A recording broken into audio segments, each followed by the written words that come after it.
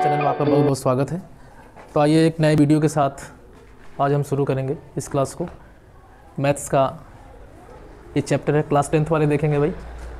ये सांख्यिकी क्या चीज़ होता है आज हम समझेंगे। देखो, सांख्यिकी से ही समझ में आ रहा होगा आपको, इंग्लिश में से बोलते हैं स्टैटिस्टिक्स। तो सांख्यिकी क्या मतलब होता है? संख्या का आकलन, संख्या जो आंकड़े होते हैं। तो इसकी देखिए कोई बहुत निश्चित कोई परिभाषा नहीं है, लेकिन आप इस कुछ पॉइंट से आप इसको समझेंगे। देखिए सांख्यिकी क्या है? असंग्रहित आंकड़ों को संग्रहित आंकड़ों में बदलकर सूचना प्राप्त करना। ठीक है, जब आंकड़े बहुत बड़े हो जाते हैं, आंकड़ों का मतलब अनुमान, जैसा कि आप लोग जानते हैं, नाम से ही समझ में आ रहा है आंकड़ा क्या है। तो जो असंग्रहित आंकड़े होते हैं उनको संग्रहित आंकड़ों में बदलकर सूचना प्राप्त करना, यही क्या कहलाता है? सांख्यिकी है। या और भी तरीके से इसको समझा जा सकता है भाई, जो आंकड़े होते हैं उनको आप संग्रहण कर लीजिए, इकट्ठा कर लीजिए। ठीक है, आंकड़ों को इकट्ठा करना और फिर उनका वर्गीकरण करना, फिर उसको प्रस्तुत करना यानी प्रस्तुतिकरण करना, फिर उसको हल करना यानी उत्तर निकालना हो गया। तो उसे क्या बोलते हैं? ये भी क्या है? सांख्यिकी के अंतर्गत ये सारे कार्य होते हैं।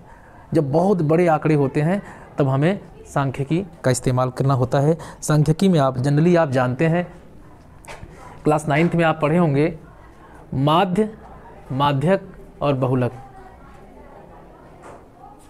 माध्य क्या होता है आप जानते हैं? जब आंकड़े जैसे दिए गए हों 1 2 3 4 5, जैसे मान लीजिए ये आंकड़े आपके पास दिए गए हैं 1 2 3 4 5, क्या यहाँ लिख लीजिए। माध्य बराबर होता है योग बटे संख्या। तो आप समझ जाइए, मैंने शॉर्ट में लिख दिया, मतलब प्रेक्षणों का योग बटे प्रेक्षणों की संख्या। तो अब जैसे मैंने लिया 1 2 3 4 5, तो अगर इनका माध्य आपको निकालना हो तो आप इनको क्या करेंगे? 1 2 3 + 4 + 5 बटे क्या कर देंगे? 5। 1 2 3 4 5। ठीक, इसे आप जोड़ के डायरेक्टली क्या लिख सकते हैं? 2 1 3 3 3 6 4 10 5 15 बटे 5 यानी 5 तिहाई 15 आ जाएगा। यानी ये क्या आ गया? 3 5 तिहाई 15। तो ये 3 क्या हो गया? आपका माध्य हो गया। अब देखिए, जैसे अगर आपको मान लीजिए, जैसे भी आपने माध्य से देखा कि मीन कैसे निकालते हैं, माध्य कैसे निकालते हैं, आंकड़े आपको दिए रहेंगे। ठीक है, आंकड़ों को क्या करेंगे? आप जोड़ लीजिए, जोड़ के जितने आंकड़े उनकी संख्या को उसमें भाग कर दीजिए। ठीक है, माध्य निकल जाएगा। आई बात समझ में? जैसे मान लीजिए अगर आपको माध्यक निकालना हो तो कैसे निकालेंगे? माध्यक निकालने का तरीका कैसे होता है भाई? माध्यक मतलब मीडियन यानी माध्यिका भी बोलते हैं इसको। ठीक, जैसे एग्जांपल के लिए मैं ले लिया, यहां लिख दे रहा हूं, अगर माध्यक आपको निकालना हो कैसे निकालेंगे भाई? इसका 2 तरीका ऐसे करके हम लिखते हैं। एक बार इसको क्या करेंगे, आप इसको आरोही क्रम, आरोही और अवरोही। जब भी आपको अगर कोई आंकड़ा दिया है उसका अगर माध्यक यानी या माध्यिका अगर आपको निकालना है तो क्या करेंगे? सबसे पहले आंकड़े को क्या करेंगे? आप आरोही क्रम में या अवरोही क्रम में लिख लेंगे। ठीक है, अवरोही और आरोही क्रम में लिखेंगे। लिखने के बाद जो उसमें संख्या आप गिनेंगे आंकड़ों के, भाई जैसे मान लीजिए आपके पास ये है 1 2, जैसे मान लीजिए आपके पास 3 है, 5 है, 2 है, 1 है, ऐसे दिया है, या 4 है। तो अगर आपको निकालना होगा तो आप क्या करेंगे? सबसे पहले इन आंकड़ों को क्या करेंगे?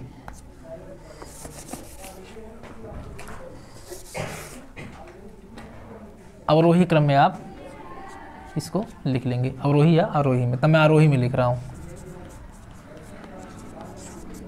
कैसे लिखेंगे? पहले सबसे छोटा 1 2 3 4 5 ना, इस तरीके से लिख लेंगे। तो देखिएगा इसमें से गिनिए 1 2 3 4 5। 5 क्या है? सम है कि विषम? विषम है। विषम होगा तो बीच वाली संख्या आपकी क्या हो गई? माध्यिका हो गई या माध्यक। ठीक, अगर 3 4 5 6 है ना, तो इसका मतलब आप क्या समझेंगे कि यहाँ पे 6 क्या है? सम है। तो अगर सम है तो आप डायरेक्ट क्या कर लेंगे? बीच वाले दो संख्याओं को आप ले करके इनको जोड़ के बटे 2 कर देंगे, यानी इसका क्या हो जाएगा? 4 3 7 बटे 2 बराबर कितना? 3.5 हो गया।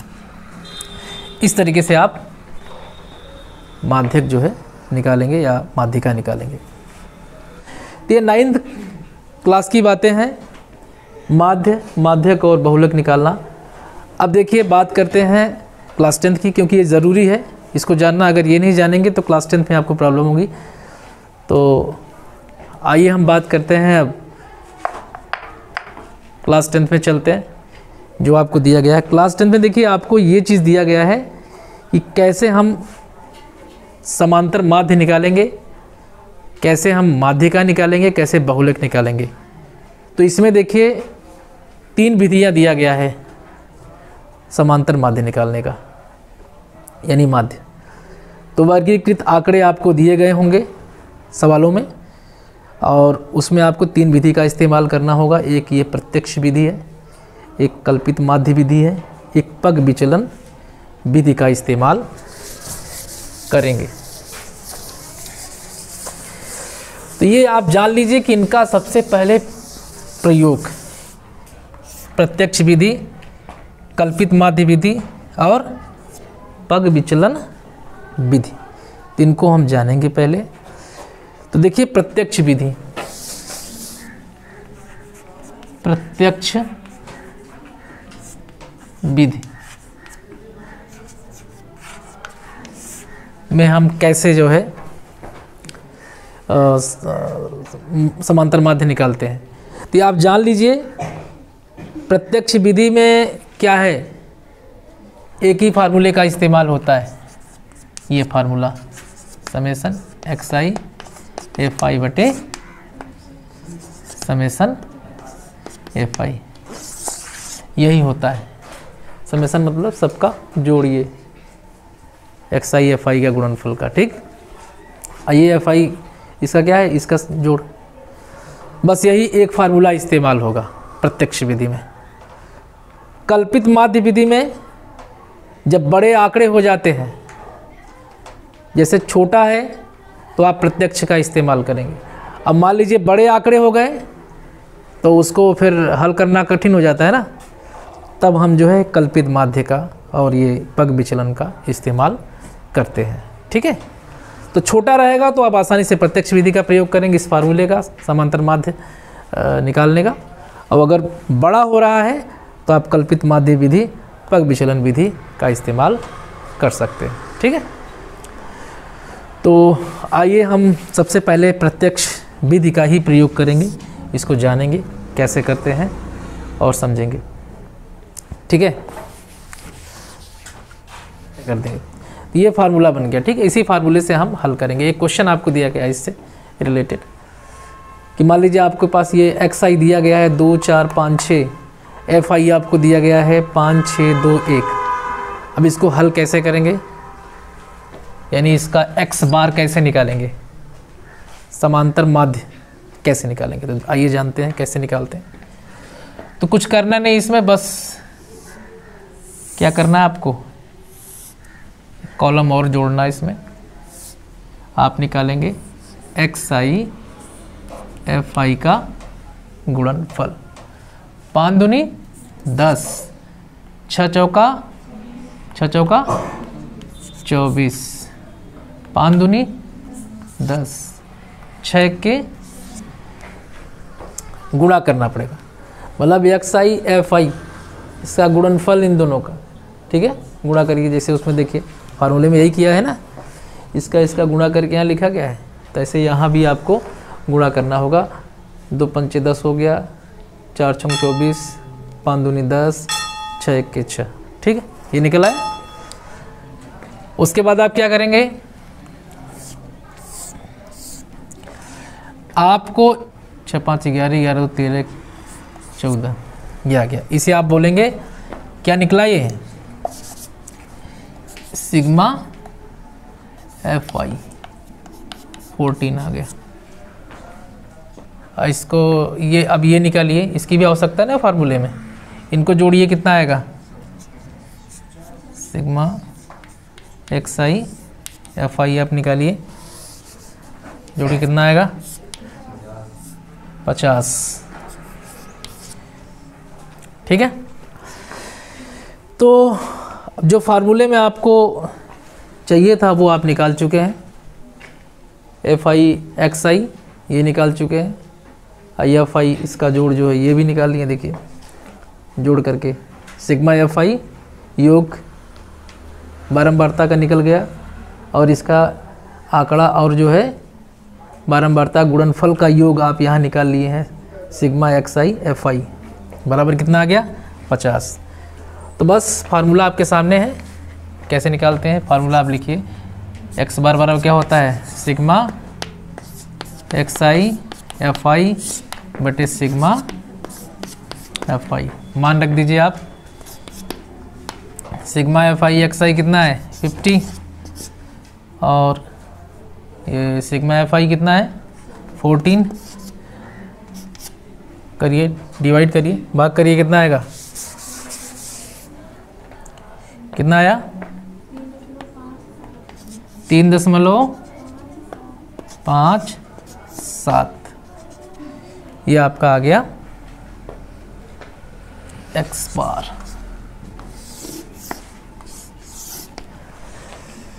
ठीक है, तो इस तरीके से आप जो है प्रत्यक्ष विधि से समांतर माध्य या माध्य निकालेंगे। ठीक है, आई बात समझ में? तो बहुत आसान है, एक बार फिर से हम रिपीट कर दे रहे हैं।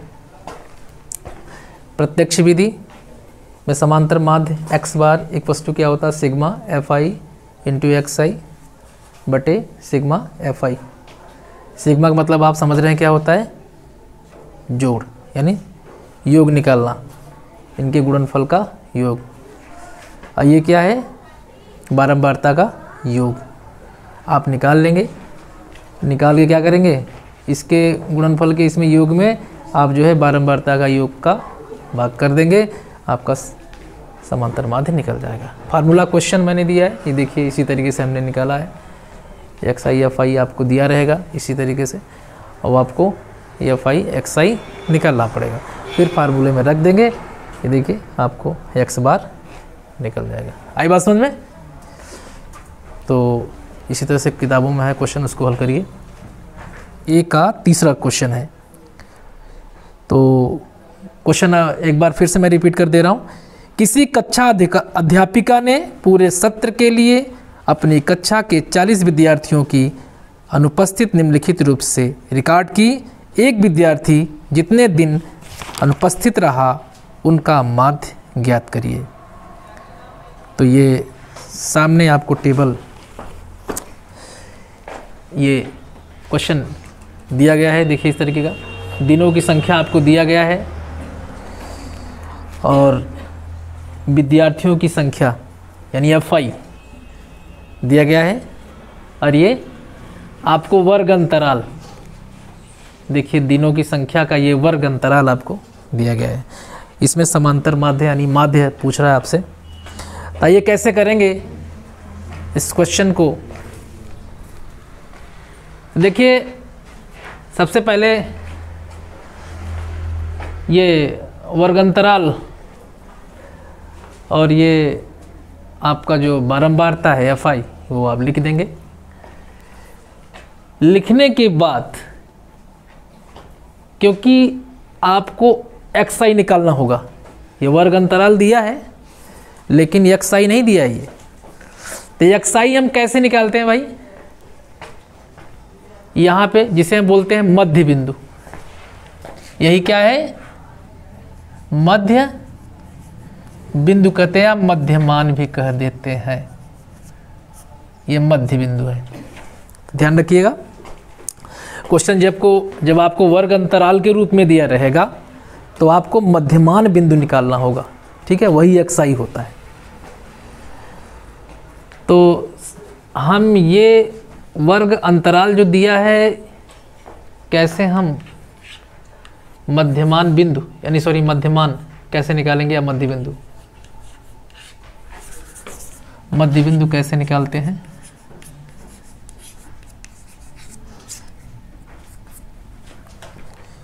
हम क्या करते हैं, इन दोनों को, जो ये आपका ये क्या है निम्न सीमा, ये क्या है उच्च सीमा, तो हम निम्न सीमा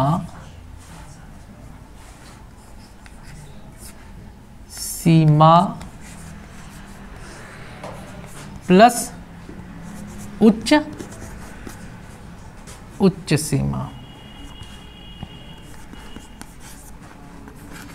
सीमा को हम जोड़ के बटे 2 कर देते हैं।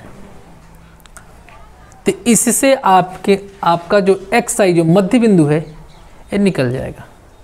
इसी फार्मूले का इस्तेमाल हम करेंगे। ये तरीका होता है, ये जो आगे दिया 0 से 6, तो 0 क्या है निम्न सीमा है और 6 क्या है उच्च सीमा है। तो इसको आप माइनस ना समझ लेना, ये 0 से 6 लिखा है, 6 से 10, 10 से 14, ठीक है, 14 से 20, 20 से 28, 28 से 38, 38 से 40। तो देखिए सबकी बारंबारता ये इसमें दिया गया है।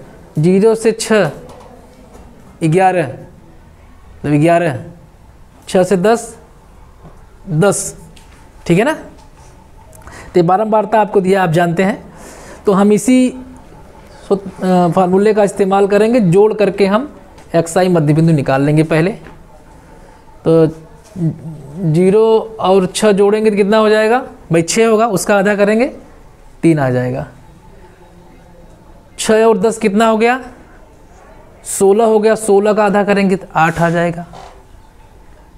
10 14 उसको जोड़ देंगे तो कितना हो जाएगा भाई 24, 24 का आधा 12 हो जाए। इसी तरीके से आप जोड़ करके इनको जोड़ के आधा करते जाइएगा, इस तरीके से आपका मध्य बिंदु निकल जाएगा। जैसे देखिए इसका क्या निकला, 0 से 6 वाले इसका मध्य बिंदु 3 आ गया, 6 से 10 8 आ गया, 10 से 14 12 आ गया, 14 से 20 17 आ गया, 20 से 28 24 आ गया, 28 से 38 इनको जोड़ के आधा करेंगे 33 आ जाएगा, 38 से 40 इनको जोड़ करके आधा करेंगे तो 39 आ जाएगा।